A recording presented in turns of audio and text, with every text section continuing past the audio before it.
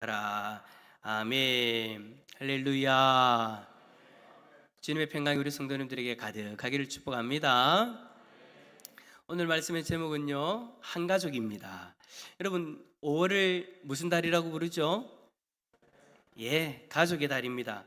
그래서 그런지 가족과 관련되어져 있는 그런 날들이 많이 있죠. 이미 지나갔지만 5월 5일이 또 어린이날이었고, 또 오늘 5월 8일이 어버이날입니다. 그러면서 우리가 지난주에는 어린이 주일로, 또 오늘은 어버이 주일로 또 그렇게 섬기기도 하죠. 15일은 여러분 무슨 날인지 아십니까? 스승의 날이죠. 근데 스승의 날이면서 동시에 또 다른 날이 있습니다. 가정의 날입니다. 저도 오늘 처음 알았어요. 15일이 스승의 날이면서 또 가정의 날이더라고요. 또 16일은 또 성년의 날이고, 또 우리가 전혀 챙기지는 않지만 5월 21일은 부부의 날입니다. 어린이날, 어버이날 막 그런 것들은 잘 챙기는데 부부의 날은 그죠? 잘 챙기질 않는 것 같아요. 그냥 모르기도 모르고 그냥 알아도 지나가는 그런 날이 되지는 것 같은데, 올해는 여러분 5월 21일 날 부부가 서로에게 작은 선물 한 가지씩 해보면 어떨까요? 전부 다 지금 인상이 별로 안 좋은데 왜 그런지 모르겠는데 어쨌든 부부의 날도 있다고 합니다. 이렇게 5월만 해도 여러분 가족 구성원들 한 사람 한 사람을 돌아보고 격려하고 축하하는 그런 날들이 많이 있어요. 그래서 이런 날들이 되어지면 가족들에게 우리가 못다 했던 표현하지 못했던 그런 감사의 마음들, 그리고 사랑의 마음들을 우리가 표현하기도 하죠. 참, 그래서 어찌 보면 이런 날들이 있어서 다행이다 싶습니다. 왜냐? 갈수록 우리가 각자의 삶이 바빠지다 보니까 가족들을 잘 돌보지 못하잖아요, 그죠? 그런데 5월달이라도 되면 아이들에게 선물을 해보기도 하고, 또 멀리 계시는 부모님을 찾아가 보기도 하고, 그렇게 할 수 있는 것 같아요. 특히나 멀리 떠난 가족들은 이런 날이 아니면 찾아오기 힘들잖아요. 멀리 있고 바쁘다 보면 서로에 대해서 소홀해지기 마련인데, 이러한 날들을 통해서 우리가 서로를 돌아볼 수 있는 것 같아서 참 좋은 것 같습니다. 물론 금전적으로는 좀 힘들긴 하지만 별로 안 힘드십니까? 요즘은 받기만 하십니까? 금전적으로 좀 힘들긴 해도 가족들을 위한 거니까, 사랑하는 가족들을 위한 거니까 기쁨으로 우리가 헌신하지 않습니까? 그래요. 어쨌든 5월달이 되어져서 이런 날들이 많이 있다라는 거 참 우리에게는 좋은 것 같습니다.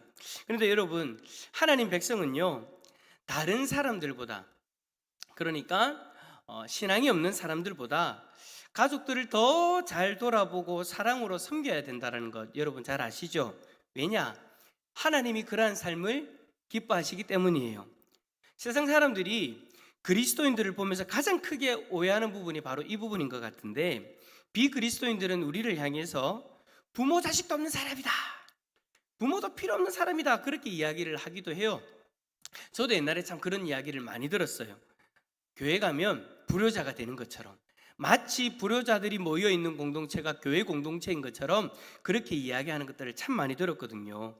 예수님 믿으면 부모님에게 함부로 하는 그런 사람들이 되어진다라고 그렇게 생각해서 자녀들이 교회 가는 것도 막아버리는 그런 사람들도 저는 자주 봤습니다.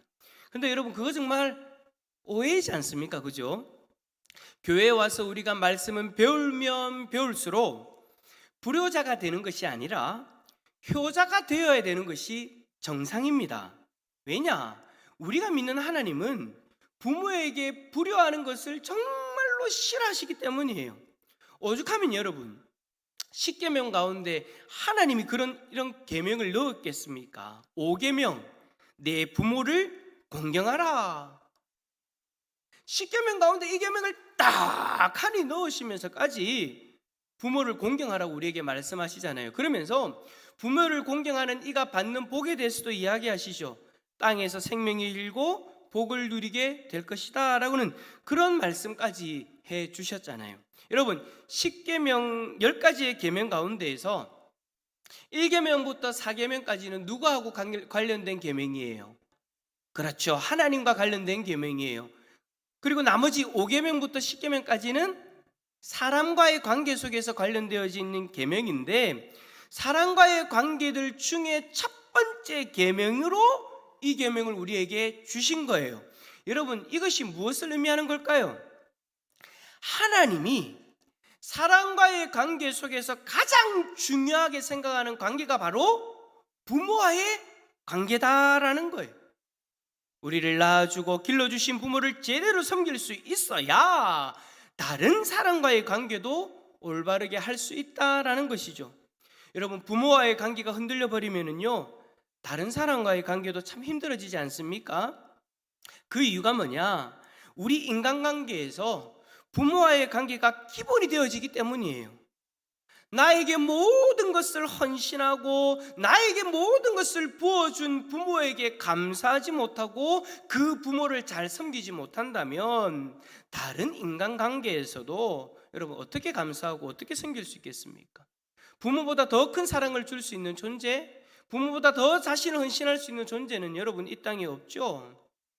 그렇기 때문에 그러한 부모에게 감사하지 못하고 섬길 수 없다면 다른 사람으로부터 만족되지 못하기 때문에 감사하지도 못하고 섬길 수도 없다라는 거예요. 그리고 여러분, 우리가 하나님을 어떤 하나님으로 부릅니까? 아버지 하나님이라고 부르지 않습니까? 눈에 보이는 육신의 부모도 제대로 섬기지 못하면서 어찌 눈에 보이지 않는 하나님 아버지를 제대로 섬길 수 있겠냐라는 것이죠. 그래요, 이런저런 이유로 하나님은 우리가 부모에게 제대로 공경하기를 원하십니다. 성경에는요, 부모에 대한 말씀의 권면이, 그러니까 부모 공경에 대한 말씀의 권면이 구약에 38번, 신약에 37번이나 기록되어져 있다고 합니다. 왜 이렇게 많이 기록되어져 있을까요? 그만큼 중요하다라는 거예요. 성경에서는 부모 공경을 너무나도 중요하게 여기고 있고, 그래서 계속해서 강조하고 있는 거죠. 이러한 말씀을 배우면서 살아가는데, 이러한 말씀을 듣고 말씀대로 살아가려고 노력하는 것이 우리들의 모습인데, 여러분, 우리들 가운데서 어떻게 불효자가 나올 수 있겠습니까? 그런데도 비그리스도인들이 우리를 향해서 불효자라고 공격하는 이유는 제사 때문이죠. 부모님이 돌아가시고 나서 제사를 섬기지 않는다는 그 이유로 우리를 향해서 불효자다라고 그렇게 이야기를 하는 거예요. 참 어찌 보면 좀 어이가 없어요.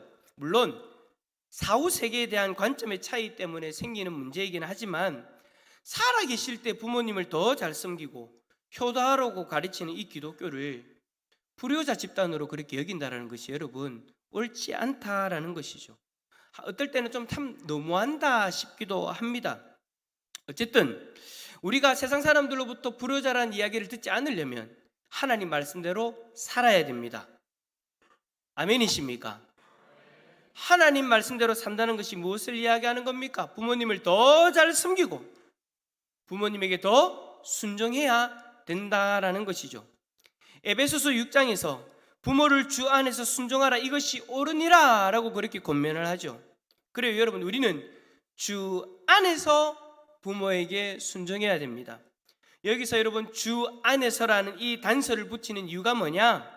바로 불신 가정에서 믿음을 시작하고 있는 이들을 위해서 이야기하고 있는 거죠.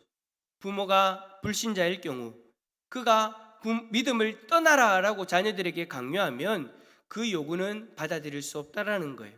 그래서 주 안에서 믿음을 버리는 것 외에는, 믿음과 관련되어져 있는 것 외에는 다 우리가 순종해야 되는 거죠. 그것이 여러분 하나님 앞에서 옳은 자녀의 모습입니다. 이렇게 순종하면 골로새서 3장 20절에서 이렇게 말씀합니다. 함께 읽어볼까요? 시작. 자녀들아,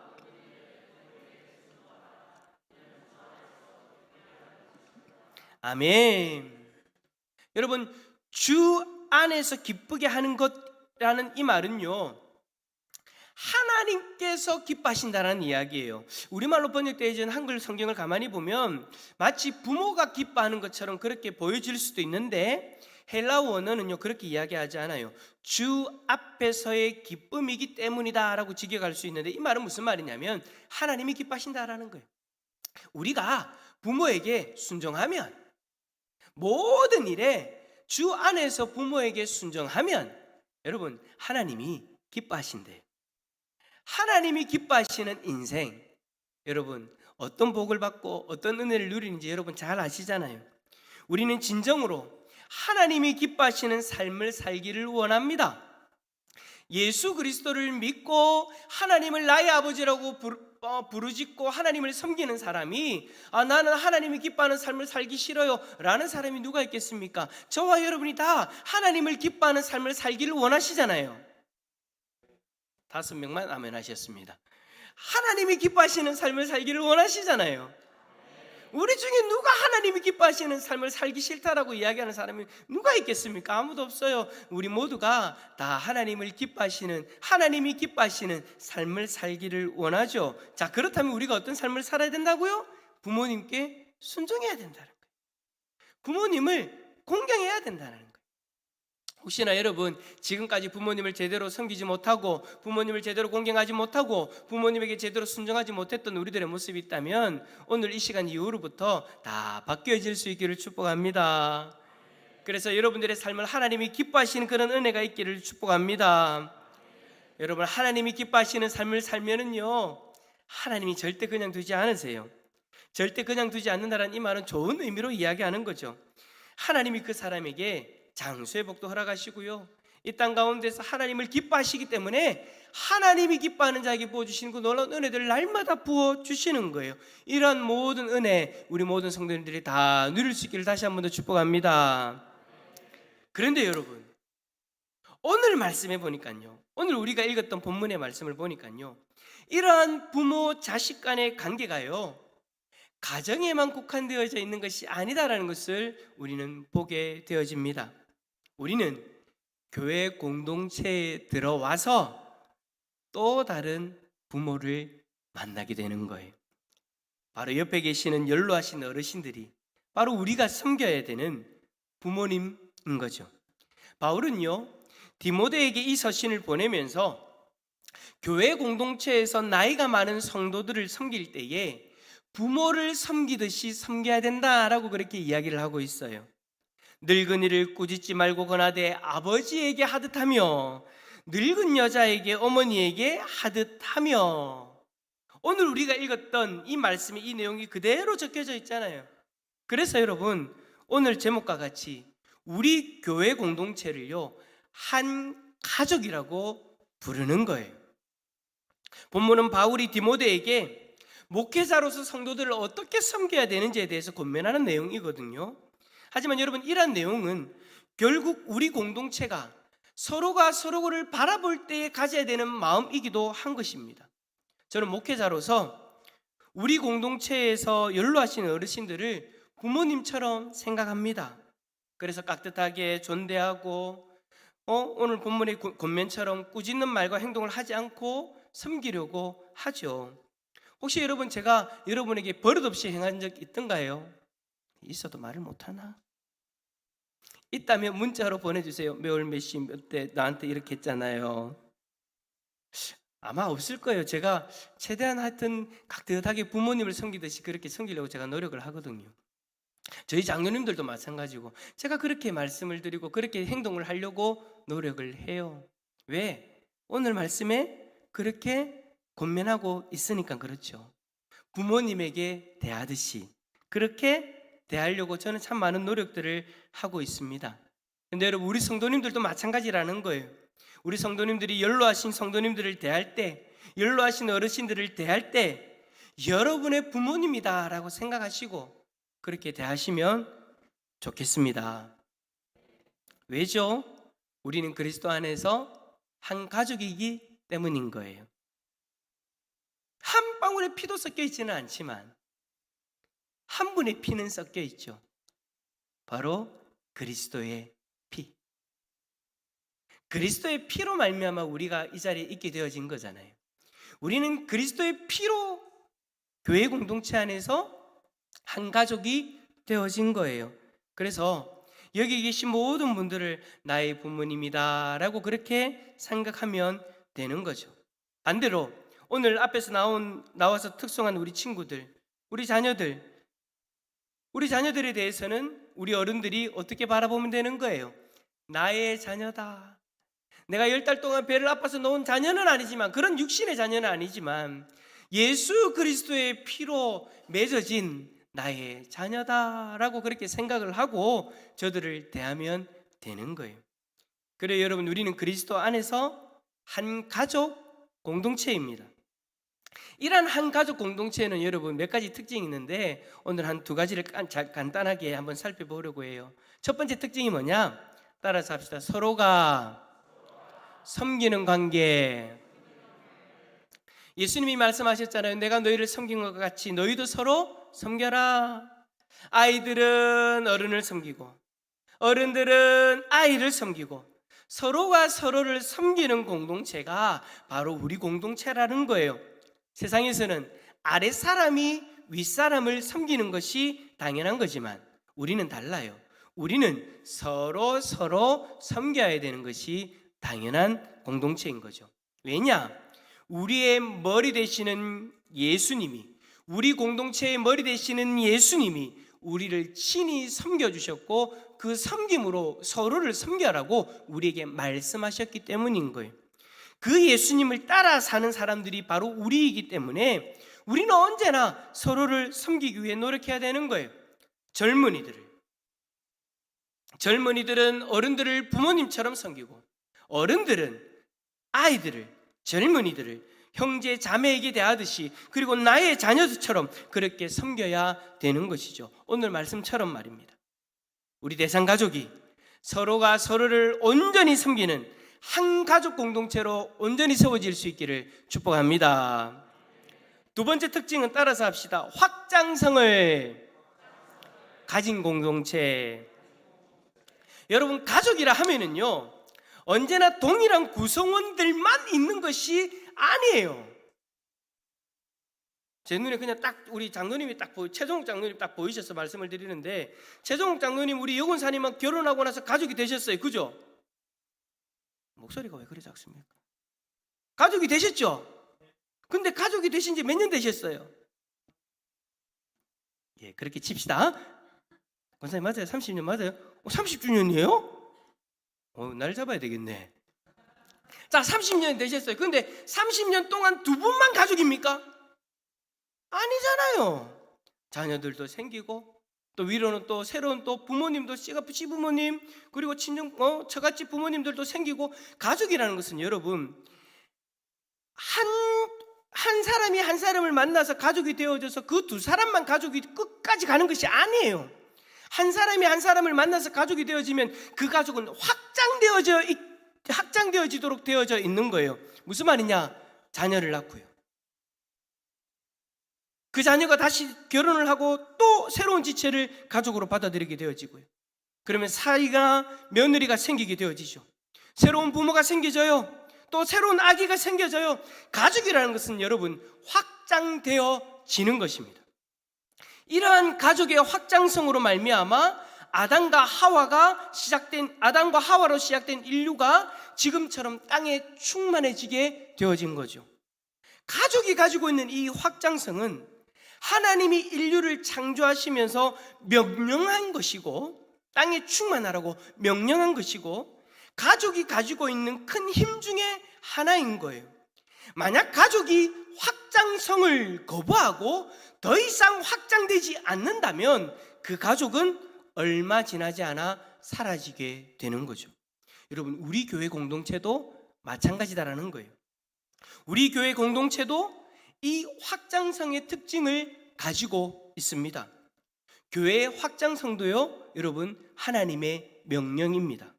예수님이 부활하셔서 하늘로 올라가시기 전에 제자들에게 그리고 우리에게 명령하셨잖아요. 너희는 가서 모든 민족을 제자로 삼아 라고 그렇게 명령하셨죠. 이 말은 믿지 않는 영혼들에게 복음을 전하여서 그들로 하여금 하나님 백성이 되도록, 그들로 하여금 그리스도인이 되도록, 교회의 공동체 가운데 한 가족이 되도록 그들에게 복음을 전하고 전도하라. 그리하여서 교회의 공동체가 확장되어지기를 하나님이 원하신 거죠.